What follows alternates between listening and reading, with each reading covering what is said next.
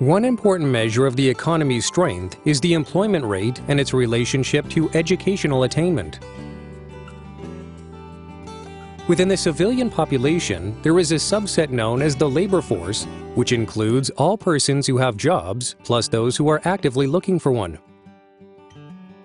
The employment rate is the proportion of the population that is actually employed, regardless of whether they are in the labor force or not, and it measures the economy's ability to provide jobs for a population. The rates for young adults do not include those enrolled in college. In 2012, 69% of those young adults who were not in school were working, which was not much different than the general working-age population of 25 to 64-year-olds. However, there were differences within the young adult population.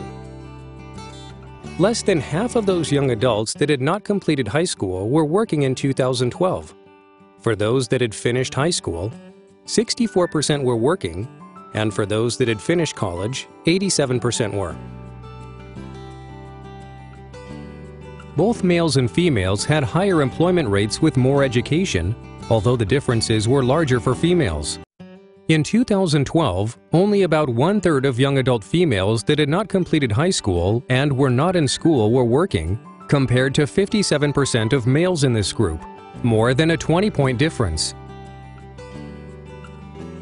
20 years ago, differences in employment rates for males with different levels of education were less pronounced. In 1990, there was a 10-point difference in the rates between those with college degrees and those who had only finished high school. In 2012, that difference was over 20 points. In fact, the employment rate of male high school completers in 2012 was not measurably different from that of high school dropouts in 1990. Female young adults have followed a different pattern over the last 2 decades. While there are gaps in the employment rates between different levels of education, they have narrowed somewhat between high school dropouts and high school or college completers since 1990. Finally, female employment rates were less affected by the most recent recession than were the rate for males. For more information, please visit our website at nces.ed.gov.